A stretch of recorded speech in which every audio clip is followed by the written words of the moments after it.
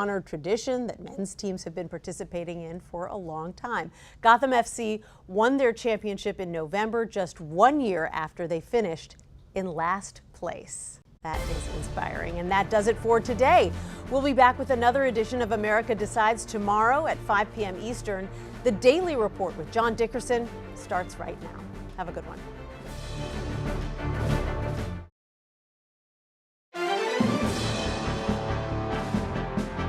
Welcome to the Daily Report for September 23rd, 2024. I'm John Dickerson. How bad is it going to get? Israel launches more missiles into Lebanon, the largest attack since 2006. Hundreds are dead. Lebanon fires back.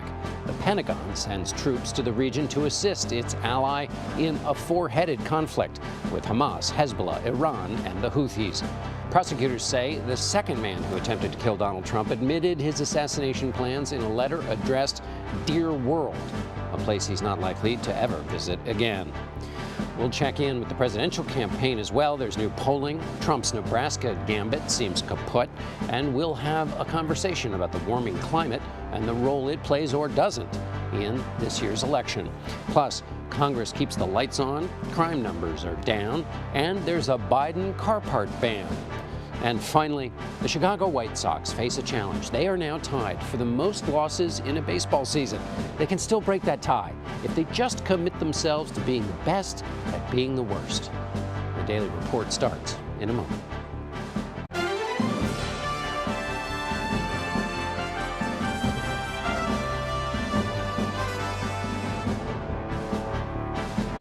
Hello, thank you for joining us. We begin our report with hundreds dead in Lebanon. According to Lebanese health officials, Israeli airstrikes killed nearly 500 people and injured more than 1,200 on Monday.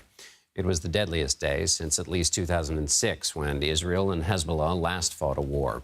Israeli warplanes struck hundreds of sites across Lebanon. The Israeli military says the strikes targeted the militant group, which has fired dozens of rockets into northern Israel. The Lebanese Health Ministry has not said how many of those killed and injured were militants, but it said women, children, and paramedics were among the casualties. As a precaution, the U.S. is sending more troops to the region. Charlie D'Agata leads off our coverage from the Pentagon. John, both Israel and Hezbollah have stepped up attacks in this rapidly expanding conflict, stoking fears of a wider war. Israel says it struck around 1,800 Hezbollah targets. Lebanon says the airstrikes have killed at least 492 people, including dozens of women and children. Tens of thousands of residents in Lebanon have been fleeing north to escape the violence of what's been described as the deadliest single day in Lebanon in decades.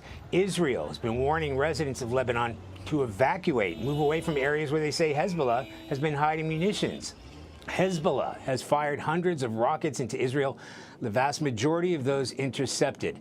Now here today, the Pentagon spokesman announced more U.S. troops would be sent to the region, a decision made, he says, in light of increased tensions and out of an abundance of caution.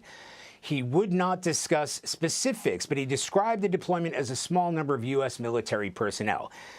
It's worth noting the U.S. already has around 40,000 troops at a number of bases across the region, in addition to the USS Abraham Lincoln aircraft carrier and a fleet of destroyers. That also includes a Marine unit ready to assist in case any evacuation is called upon. The U.S. State Department issued an updated advisory yesterday, urging all Americans in Lebanon to leave the country while commercial flights are still available. John? Charlie D'Agata at the Pentagon Force. Thank you, Charlie. John Alterman joins us now. He is Senior Vice President and Director of the Middle East Program at the Center for Strategic and International Studies. John, good to be with you again. You and I have talked so much about the fear of escalation. How much more concerned are you right now? And you can ignore this if you want, but on a scale of 1 to 10, where are you in terms of your level of concern with what's going on right now? You know, John, honestly, my level of concern is moderated by the fact that I think what really bad looks like is really catastrophic. That's where I would put a 10. That is where Hezbollah launches 150,000 rockets and missiles toward Israel. Israel destroys large parts of southern Lebanon and some of the Beirut suburbs. That's a 10. I think we're at about a 4 right now. It seems to me that Hezbollah is not showing that they're eager to escalate significantly. Iran seems to be in New York for the General Assembly meetings, sending a message of we want to talk to the world, we don't want to fight the world. It feels to me like the body language of Hezbollah, the Iranians, is let's not push this right now. And of course, Hezbollah is ill-suited to fight a war because they don't have communications that they can trust. So it feels to me like the Israelis see an opportunity to knock back Hezbollah. Hezbollah doesn't think this is the time to really push things, and Iran doesn't think this is the time to really push Hezbollah. You know, John, the 1 to 10 thing can be a bit of a gimmick, and you answered that perfectly. So thank you for that. Let me ask you now, as far as Israel's concerned, isn't one war enough?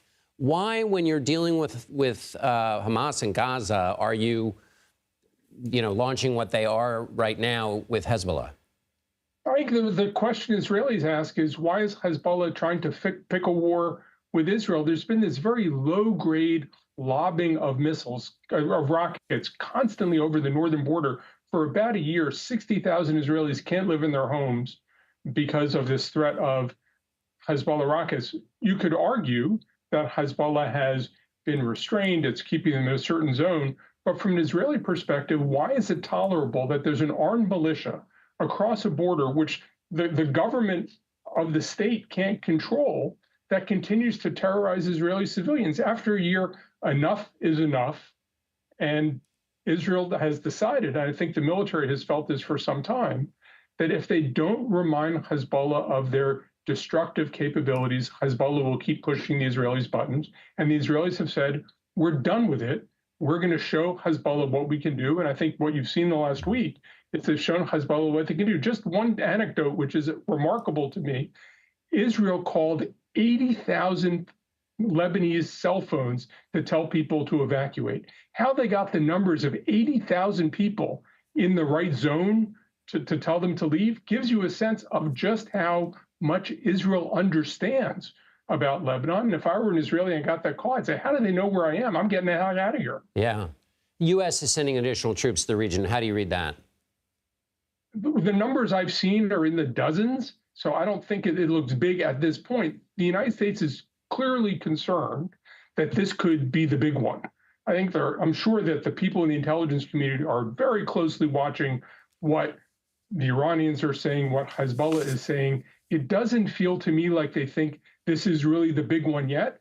But if the big one happens, the United States wants to be able to be in place to keep it from really exploding and wreaking havoc in the entire region. John Alterman with the Center for Strategic and International Studies. Thank you so much as always, John. Always good to see you, John. Thank you. A federal judge ordered the suspect in an apparent assassination attempt on former President Donald Trump to remain jailed until trial. In a filing ahead of a court hearing Monday, prosecutors claim that Ryan Wesley Ruth left his handwritten letter with another man months before the incident in which he wrote, quote, "Dear world, this was an assassination attempt on Donald Trump, but I am so sorry I failed you." The 58-year-old faces federal firearm charges related to the incident at Trump's golf club in Florida on September 15th. But prosecutors said Monday they want to bring another charge. CBS News national correspondent Manuel Bojorquez is at the courthouse. He joins us from West Palm Beach, Florida. Manny, what's the latest now from Monday's hearing?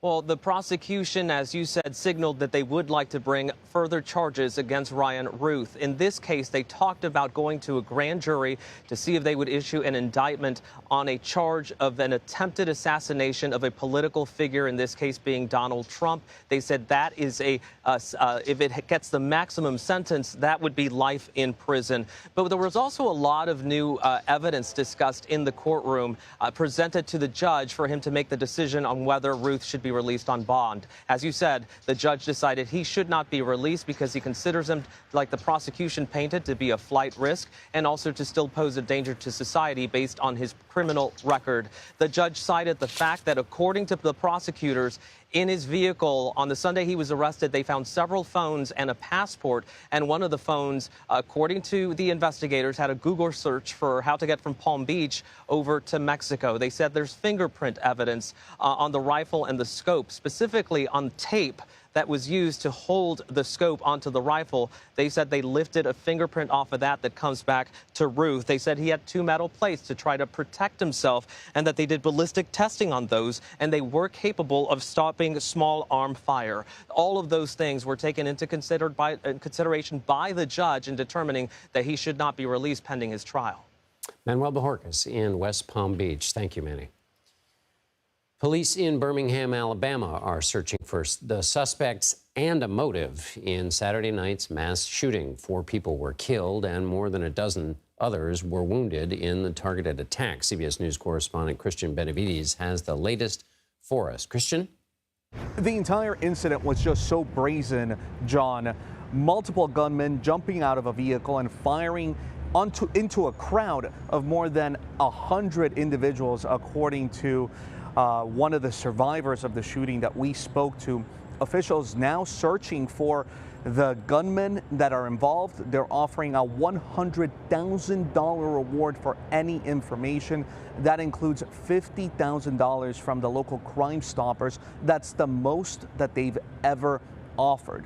Officials were back out at the scene today. In fact, ATF agents were there, along with canines and drones, just looking for evidence at the scene. What we know about this incident so far is that it unfolded over the weekend in a bustling nightlife district. There were about 150 people that were lined up and just hanging out outside of a hookah lounge when all of a sudden the gunman showed up and opened fire.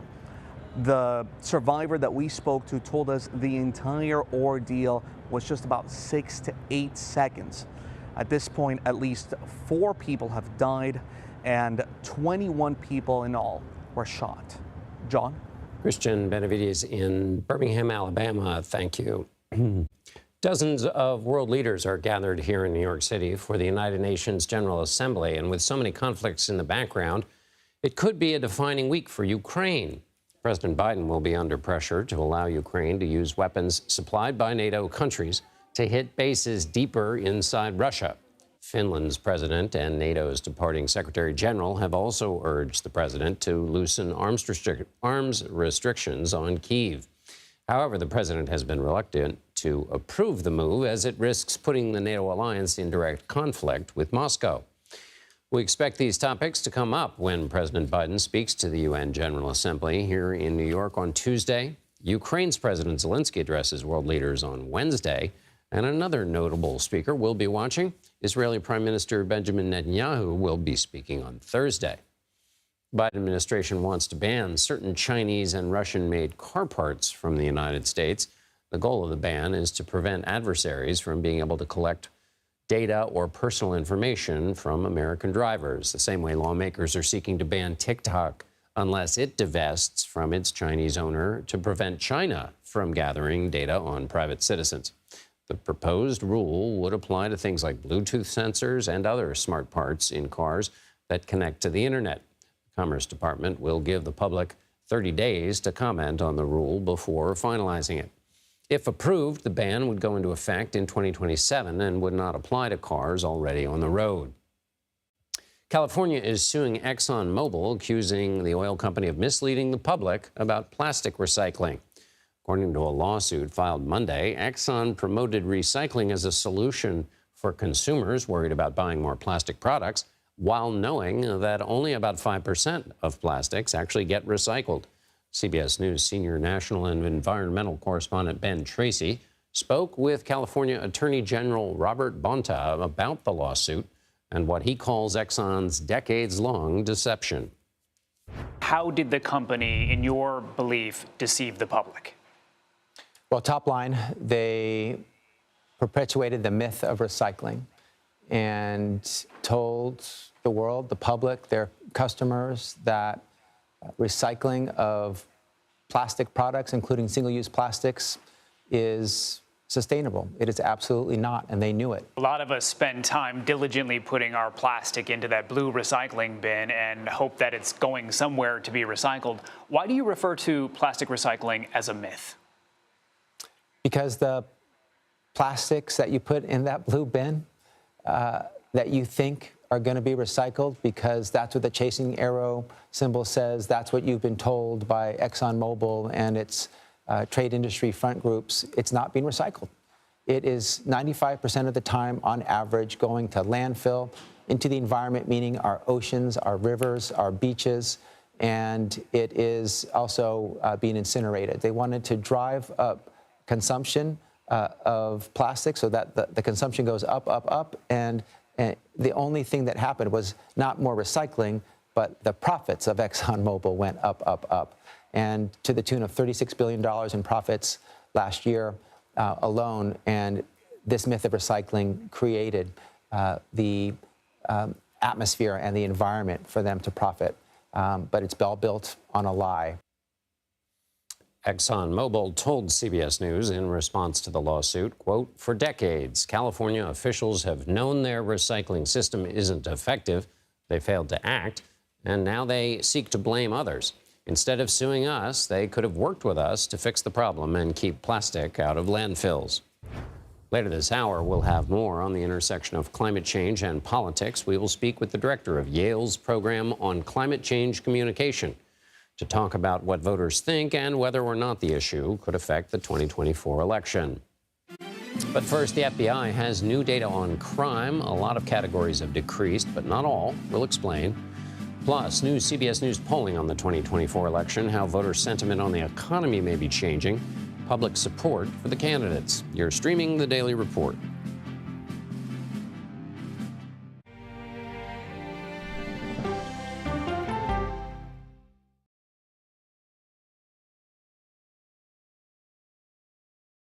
These are the stories 1, 2, 3, go! of we, the people. We're trying to generate our own hope. It's a huge deal. I'm enabling them to feel valued. Eye on America, weeknights on the CBS Evening News with Norah O'Donnell. I had progressively fallen deeper into the world of online sports betting. The risk is the rush. What do you think is driving the spike in popularity? I think it's legality. If it's legal, I'm going to use it. There are ways to bet when you are 18. We've created an epidemic of child gambling. You can't walk into a male dormitory in a college campus without sports betting happening. It's America's most neglected problem. I used sports betting as a way to escape, when in reality, I'm choosing self-destruction. Whatever I had left, it was gone. The purpose of the industry is to get you to play to extinction. And that means until all your money is gone. Go to the ends of the earth. Reach for the stars. Yeah, I just took off.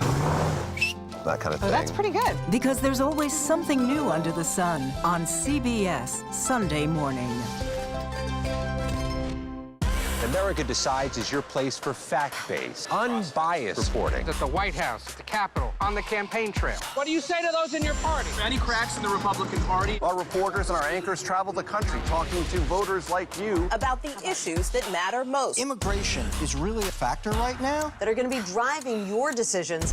What would you say to those who say, look, that's just democracy at work? Listening to you and bringing your voice into our coverage. I want a strong, proud America. Is democracy on the ballot in 2024? Let us help you decide. America Decides. Stream our expanded one-hour program Monday through Thursday at 5 p.m. Eastern. Exclusively on CBS News 24/7, the streaming home of CBS News. People with developmental disabilities were once sequestered by the hundreds of thousands in institutions. Many of our fellow citizens are suffering tremendously because lack of attention, lack of imagination, lack of adequate manpower. Disability activists have since torn down barriers blocking them from living at home or in the community. We conclude that Title II of the ADA requires states to provide community-based treatment for persons with mental disabilities. But of the 16,000 people who remain in state-operated institutions, half are in 5 states, and Illinois is one of them. I don't want to live in the institution. It makes me feel discriminated against.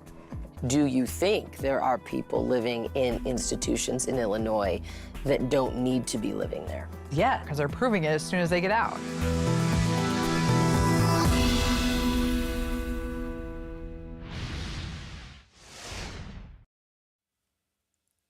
The latest CBS News polling shows Vice President Kamala Harris is making up some ground when it comes to the question voters most consistently say is the biggest one for them in this election, and that's the economy. Harris's support among voters who say the economy is a major factor in the 2024 race has gone up 4 points in the past month. She's also pushed ever so slightly ahead of Donald Trump in the battleground states. The two were tied at 50-50 last month, although her new advantage is still within the margin of error. She's up 4 points nationally. CBS News chief White House correspondent Nancy Cordes joins me now. Nancy, hello. In the CBS News poll, Vice President Harris is doing better with voters who say the economy is a major factor in their vote. Other polls show she's even closed the gap more when they ask questions like, who do you trust to handle the economy and that kind of thing. What's the theory of the case from the Harris team? Do they think our policies are doing this? What do they think? Well, I think they'd love to argue that it is all these fantastic new economic policies that she's rolled out that are really making the difference. Perhaps that's a small part of it, but I think the reality is that, first of all, the economy has been improving in some really noticeable ways over the past month or two. Gas prices have been coming down.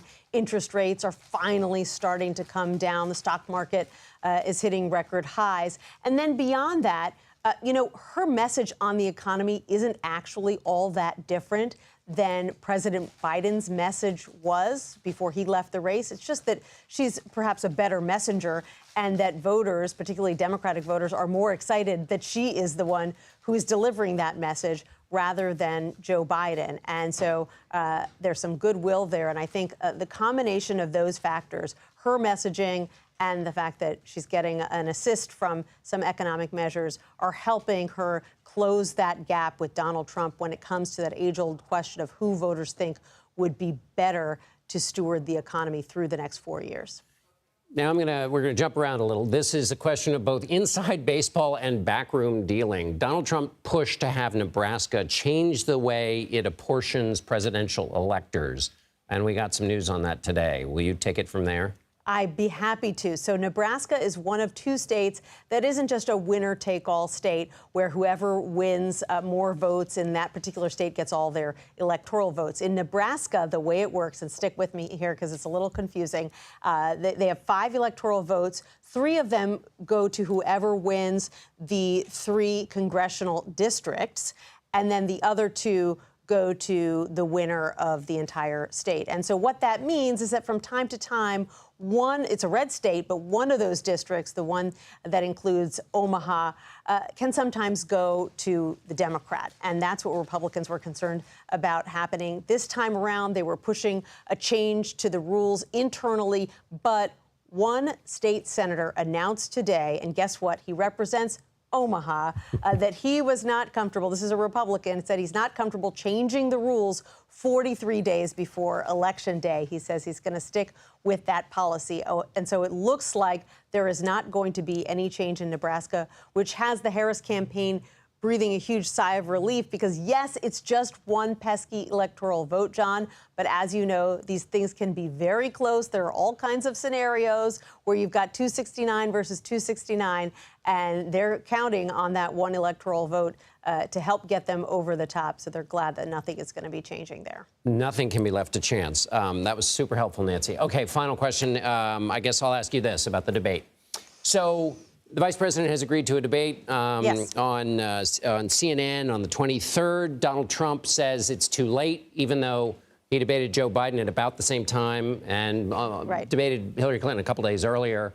Yep. Does the Harris campaign just want us all to be talking about the debate because she did well by universal consensus in the first one? Or does the campaign really think that the vice president needs another debate?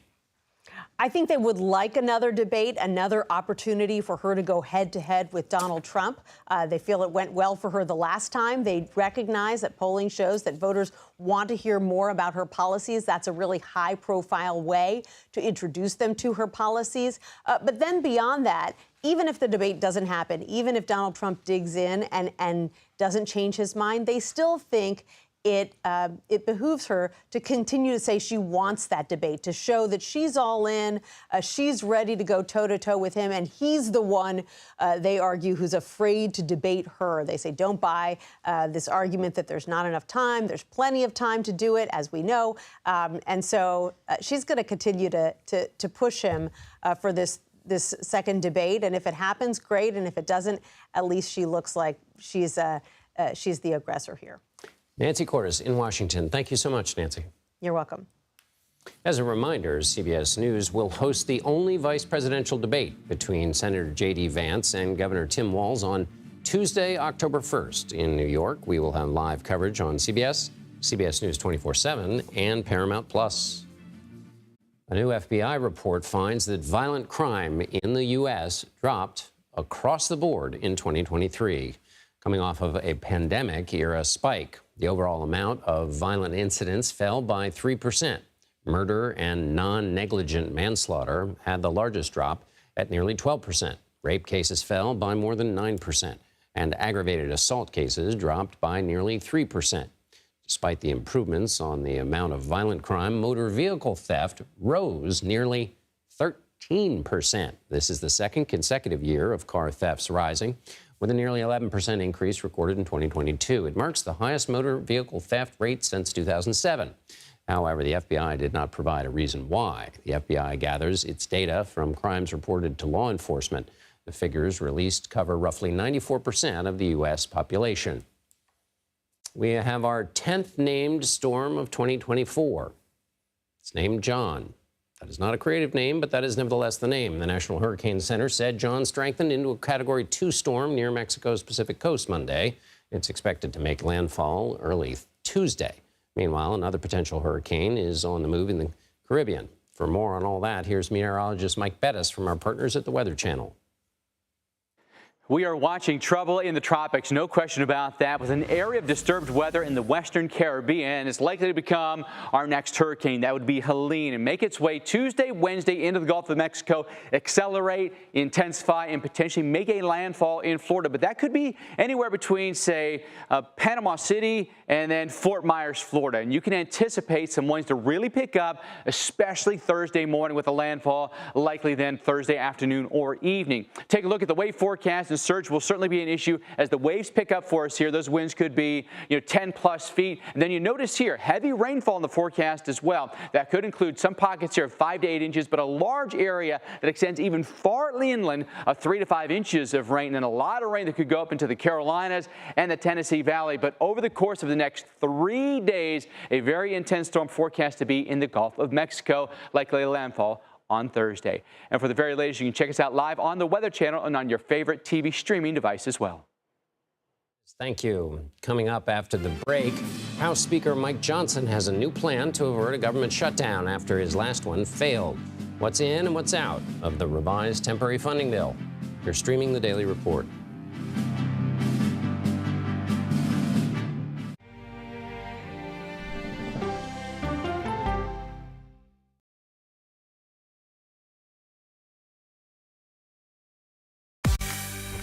On our places, bright, shiny faces. When you wake up in the morning, we want to be your go-to team. Nate has one of the quickest minds I've ever seen. Tony has a way of making people feel comfortable. Gail has this unbelievable knack to ask the question that you're asking at home. I've been told I could talk to a tree, and that's pretty much true. I don't go to work in the morning. I go for coffee with my two good friends, and we talk about the world. Your morning routine just got better. CBS Mornings, weekdays at 7. It didn't seem like anything could happen, because nothing ever happens in East Palestine, but it did. Authorities released toxic fumes from 5 derailed train cars. Resident, please evacuate. Acute bronchitis due to chemical fumes. Did you ever have these problems before the derailment? No, ma'am. This neighborhood's not safe no more. We can assure the community that there's not vinyl chloride entering their communities. Then why are there so many people feeling these various symptoms of bloody noses or difficulty breathing or bronchitis? That's a hard question to answer. We're talking about one of the most blatant releases of a mixture of some of the most toxic chemicals that we've seen in America. I feel like now I have a duty to warn other communities. If my daughter has to watch me die of cancer, at least it saves someone else.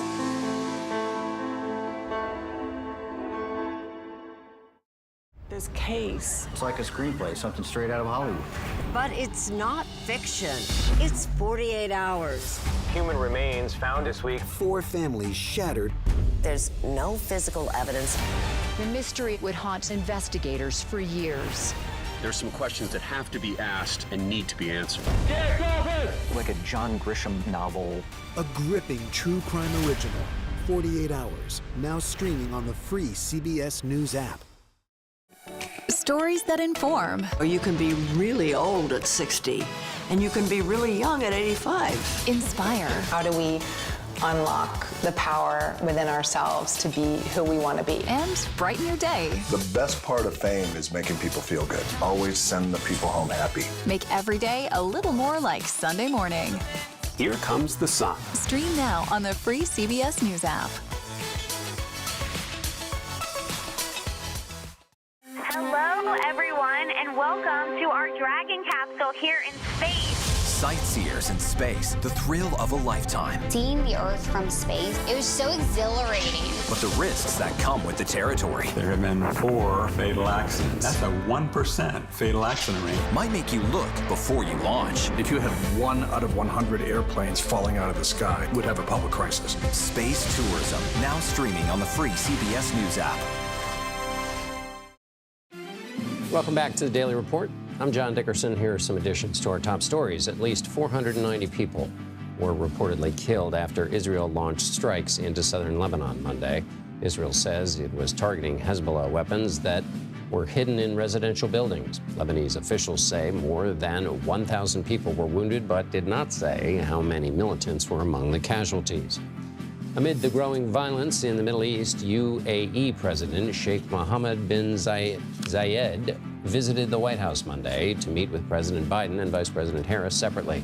Last week, the UAE said it would not support post-war reconstruction efforts in Gaza without a plan to establish a Palestinian state. More than 140 world leaders are gathering in New York this week for the United Nations General Assembly. The main topics expected to be at the forefront of speeches and discussions are the wars in Ukraine, Gaza, Sudan, and fears of a wider Middle East conflict. Now to Capitol Hill, where Republican House Speaker Mike Johnson has unveiled his new plan to avoid a partial government shutdown by October 1st. The limited continuing resolution would fund the government until December 20th. It includes $231 million for Secret Service funding following the recent assassination attempt against Republican presidential nominee Donald Trump. It was a lack of compelling evidence that was partially responsible for dooming a provision that had been in an earlier draft that Trump supported, called the SAVE Act, which would have required people to show proof of U.S. citizenship to register to vote in federal elections. There's no significant evidence that non-citizens vote in the U.S., largely because it's already illegal. Speaker Johnson says this version of the bill may not be preferred, but he added, quote, shutting the government down less than 40 days from a fateful election would be an act of political malpractice. For more on this, I want to bring in CBS News congressional correspondent Nicole Killian. Nicole, Senate Majority Leader Chuck Schumer and the Democratic Speaker said, there's not a Democratic Speaker, that's for sure, says that Speaker Johnson's plan is, quote, good news. What is the Democratic response? Why is it good news? Yeah, well, obviously, in terms of Majority Leader Chuck Schumer and Minority Leader Hakeem Jeffries, both of them are more or less praising this deal because they're getting what they wanted. For some time now, both of them have said that the only way to get the government funded was to do so on a bipartisan basis, and they favored a shorter-term package going through the end of the year. So again, that's basically what they got. And for the most part, this is what you would call a clean continuing resolution. So, Democrats previously had been opposed to attaching that SAVE Act. They felt that that was a poison pill, if you will, just to try to get government funding over the finish line. So now that that's out, Democrats are more likely to support this package, which again, in terms of these two leaders' hope, will be bipartisan in nature. And a clean funding bill always has to be the case in this Congress because the two houses are split in leadership and the Speaker in the House has only a small margin. And yet, When Kevin McCarthy put through a bill with the help of Democrats, it lost him his job. How have things changed now? What's the response been to Johnson's new plan, which will require Democrats to pass?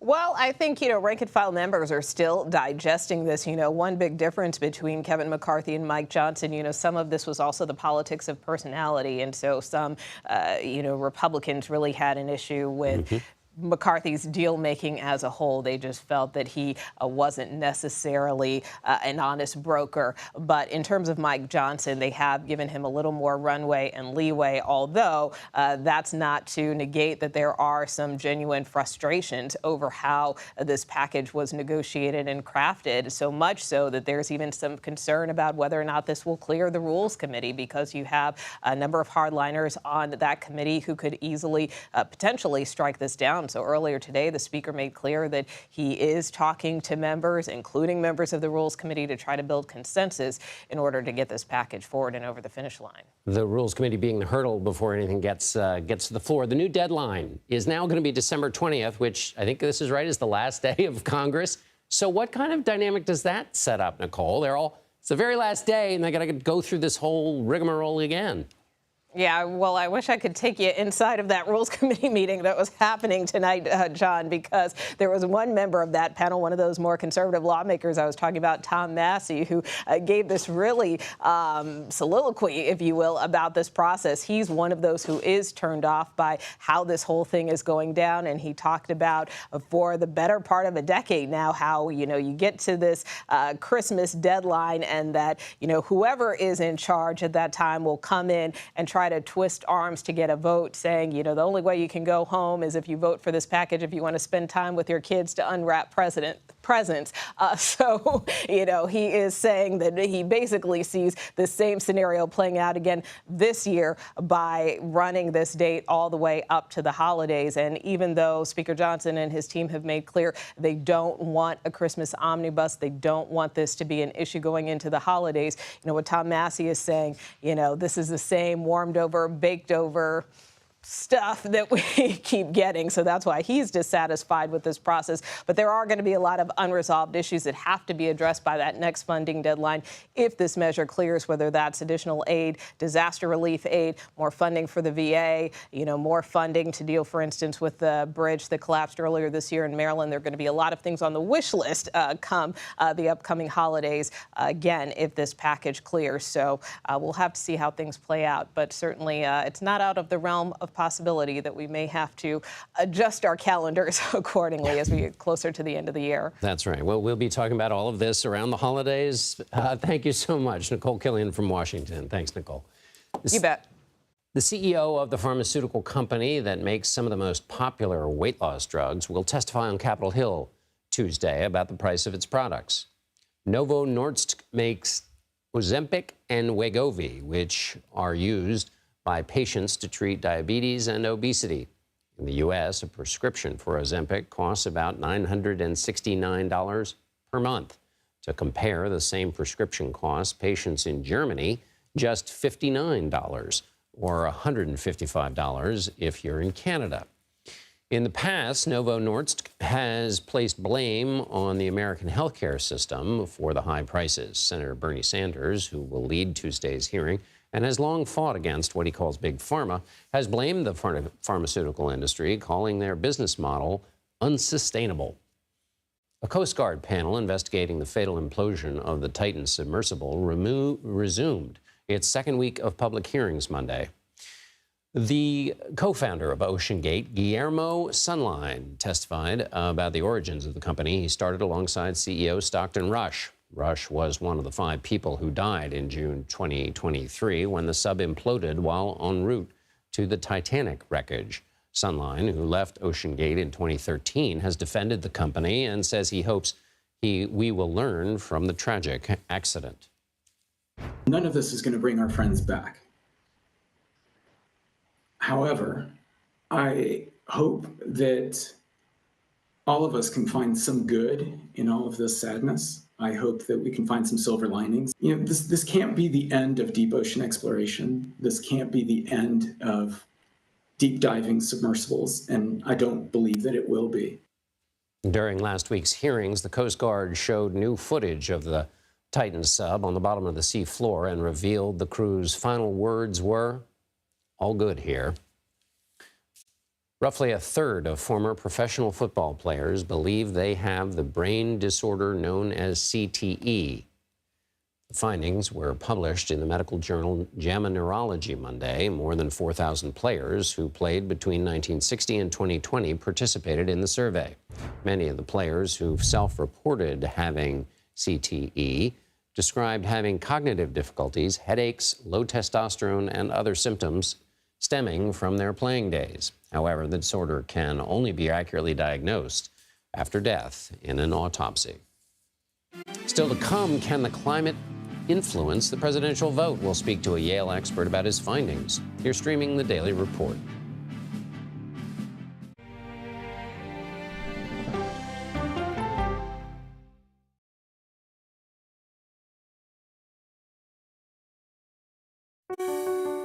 Washington is the seat of power. National security, foreign policy, global economics, every story comes through Washington in some way.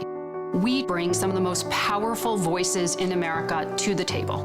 We don't just ask the questions, you have to go deeper. We try to understand what's at the heart of the issue we're talking about, to then come forward with solutions. Face the Nation on CBS. The justices ruled that Harvard and the University of North Carolina violated the Constitution. In the aftermath of the Supreme Court decision to end affirmative action in college admissions, uncertainty sets in for some students of color. Affirmative action really gave us an equal opportunity. CBS Reports explores the historic decision and what it means for those chasing an opportunity to change their lives. I knew that college was the ticket to break this cycle. The end of affirmative action, now streaming on the free CBS News app. America Decides is your place for fact-based, unbiased reporting. At the White House, at the Capitol, on the campaign trail. What do you say to those in your party? Any cracks in the Republican Party? Our reporters and our anchors travel the country talking to voters like you about the issues that matter most. Immigration is really a factor right now that are going to be driving your decisions. What would you say to those who say, look, that's just democracy at work? Listening to you and bringing your voice into our coverage. I want a strong, proud America. Is democracy on the ballot in 2024? Let us help you decide. America Decides on CBS News 24/7. Stream our expanded one-hour program Monday through Thursday at 5 p.m. Eastern. An original documentary from CBS Reports. AI is among the most world-changing technologies ever. Curing diseases, scientific breakthroughs, making lives better. They can help us with medical discoveries, scientific discoveries, doing better agriculture, having cures for things like Alzheimer's. It's also going to really transform the way we work. The uplifting potential of artificial intelligence is limitless. It gives you a friend, somebody to chat with 24/7 that is non-judgmental. He makes me feel loved and desired. And so are its downfalls. The problem with all this AI is that it's unpredictable and uncontrollable. The choices we make now will have lasting effects for decades, maybe even centuries. The ChatGPT revolution, now streaming on the free CBS News app. We are about to see American weapons in the hands of Mexican cartels. A gun pipeline to Mexico. We are arming the cartels. 100%, no doubt about it. Happening right under our noses. Who's doing something about this? Nobody. A CBS Reports exclusive. Most Americans have no idea that we are effectively arming the enemy next door. This is the story the American people need to know. Arming cartels, now streaming on the free CBS News app. Climate change affects several aspects of American life: health, economics, the weather, and possibly this fall, politics. According to a recent survey from the Yale Program on Climate Change Communication, 62% of registered voters across parties prefer a candidate who supports action on global warming. When split into political leanings, 17% of conservative Republicans support it. When it comes to the why for supporting climate action, the Yale study found the most common reason among all voters was to provide a better life for their children and grandchildren. The other top two reasons were to prevent extreme weather events and to prevent the destruction of life on the planet. Let's bring in Anthony Leiserowitz, who co-authored that study. He's the director of Yale's program on climate change communication. Thank you so much for being here. Great to be with you, John. All right. So the Yale poll shows that people care about this issue. But when we asked people in the CBS poll, list, and you can see it there on the screen, list your 7 top things that are major factors in your vote, climate doesn't show up. Yeah. Explain that disconnect. So overall, we find that when we ask people how important will 28 different issues be in determining your vote, climate change comes in right about number 12 among all registered voters. But what gets really interesting is when you break it down by political party. So among liberal Democrats, climate change is number 4. Okay, very, very high in the list. Among moderate conservative Democrats, it's in the middle, about 14. But among all Republicans, it's pretty darn close to the bottom. So if it's going to play a role in this election, it would be basically enthusiasm on the left. Exactly. I mean, one of the key strategies in becoming a president or winning any election is mobilizing your own base to show up and vote. The key demographics for Democrats in particular are young people and people of color who tend to not vote in proportion to their size in the population. If young people voted at the same level that their parents and grandparents did, most elections wouldn't even be close. So it's really incumbent upon Democrats, if they want to engage those particular groups, young people and people of color, climate change is one of the issues that they care most about. And exactly. Let me ask you now about conservatives, because what your findings show is that moderates and conservatives, the number of people who claim that global warming is not happening has gone up. What accounts for that? And help me with the distinction, because there are those who say global warming isn't happening, and then those who say, well, it may be happening, but humans don't contribute it to it. Right. So the global warming is not happening is kind of the more extreme position. That's right. So look, Republicans are divided on this. About 50% of Republicans think climate change is happening. About 35% of Republicans say it's not happening. And about the other 15% really just don't know yet. So I should say there's a lot of different viewpoints within the Republican Party itself. It's been very hot in Arizona. Yes. Record number of 100 degree or 100 days over 100 degrees. Over 100 days. Has that affected the way people in, say, Arizona might feel about this issue relative to somebody who might live in a battleground state where it's not been so noticeable? So we've been tracking changes in how people are responding to extreme weather for the past 17 years. And we're now seeing finally that experience, that direct experience, is starting to actually show up in people's viewpoints about climate change.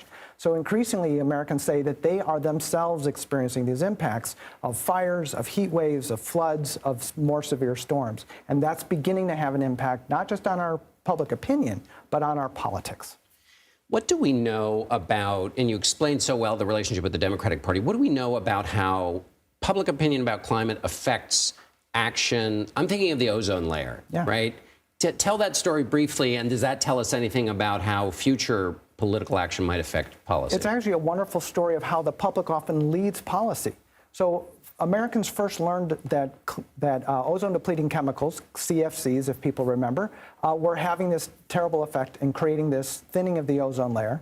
They heard about that through the news media long before policymakers took any action, and they immediately started doing things like stop using hairspray and using spray, underarm deodorant, because, like, why would I destroy the planet just so I can spray my hair?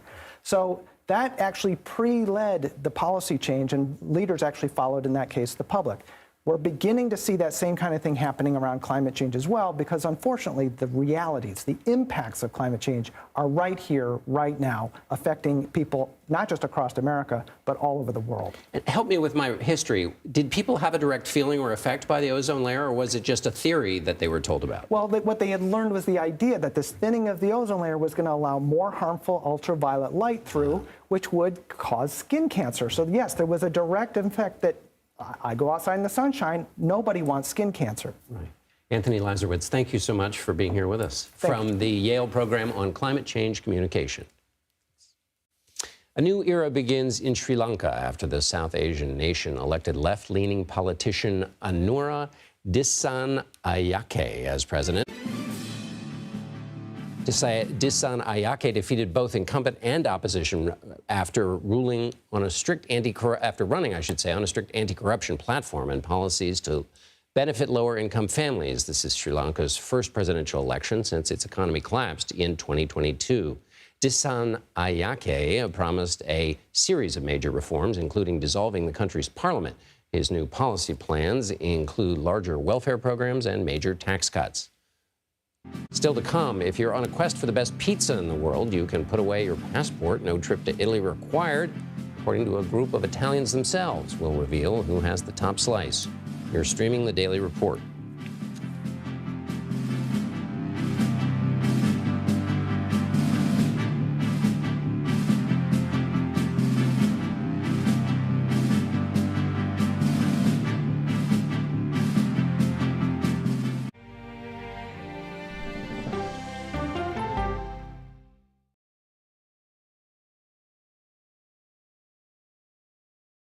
Go to the ends of the earth. Right now. We got something crazy.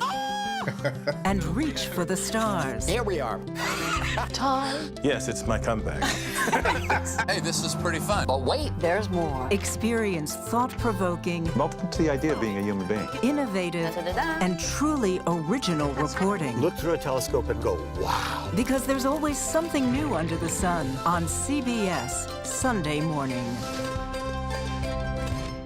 At this moment, terrorists could be plotting another attack. 9/11 triggered a counter-terrorist system that included a secret database. This person needs a closer look. A growing list of nearly 2 million people, including some Americans who say they're innocent. For 1 hour flight, I have to spend 6 hours to go and come back. CBS Reports explores the system, the people responsible for it, and those pushing for change. I'm not fighting against them. I'm fighting for them to do the right thing.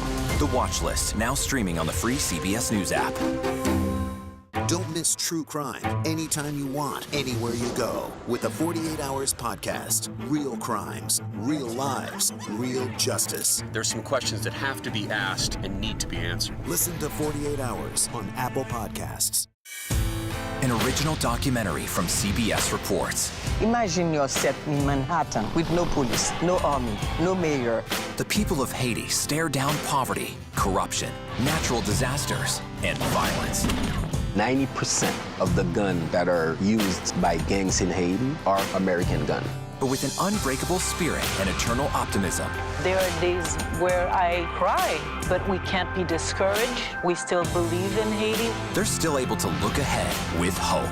Haiti is on the brink of transformation, a radical shift. Nations are coming together and saying things must change. Fighting for Haiti, now streaming on the free CBS News app. Hey there, welcome to The Uplift. I thought she was a groom, and I stepped back and I went, oh, you're the queen. She's going to be with me every instant that I'm alive. I just wanted to see if you'd go to Disneyland with me today. I look over at him and he's smiling. I'm going to remember that the rest of my life. They told us when he was going to be born, he was only going to live for 30 minutes. It's really a miracle that he's with us today. The Uplift. Stream now on the free CBS News app. When you wake up in the morning, we want to be your go-to team. On our places, bright, shiny faces. I don't go to work in the morning. I go for coffee with my 2 good friends, and we talk about the world. Your morning routine just got better. CBS Mornings. A CBS News investigation. People looking for love, finding their life savings gone. This could happen to anybody. And sometimes losing their lives. Anything for love. Now streaming on the free CBS News app.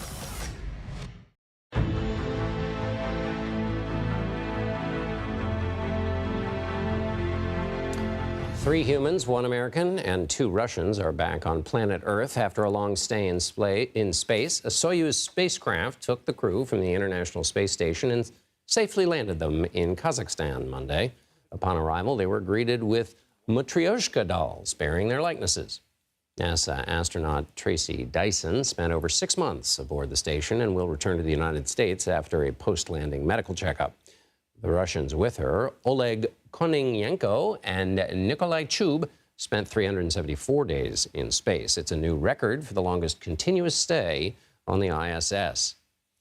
President Biden welcomed the 2023 National Women's Soccer League champions to the White House Monday. Gotham FC, which represents the New York, New Jersey area, won the championship last November.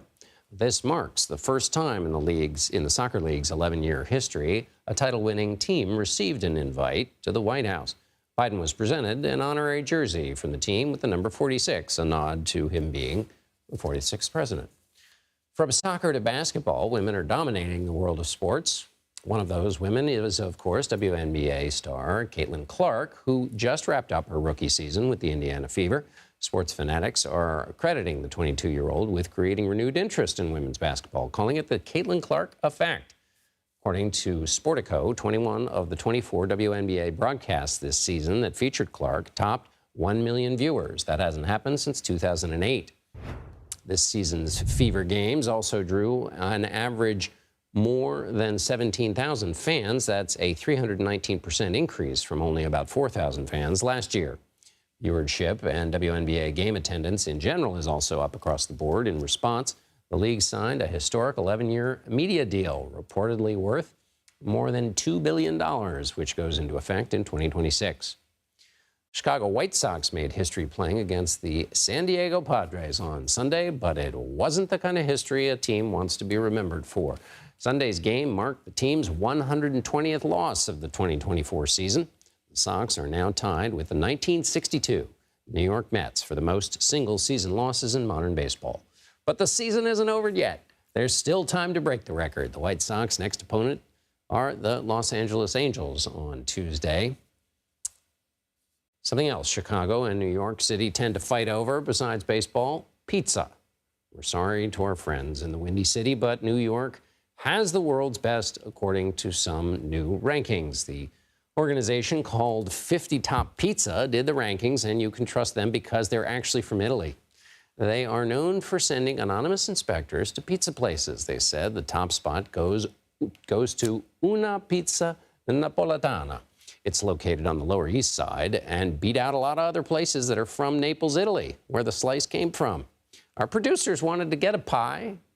I wanted some too, but we checked their website. They're closed for a few weeks because they are in Italy.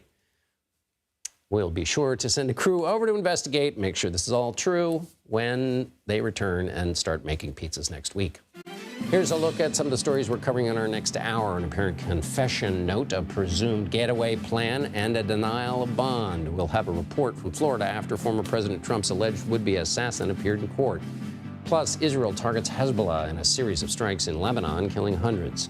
We have a look at the damage as conflict in the Middle East intensifies, and California sues ExxonMobil, saying it misled the public about plastics. State's Attorney General Rob Bonta joins CBS News to discuss new legal action. You're streaming CBS News.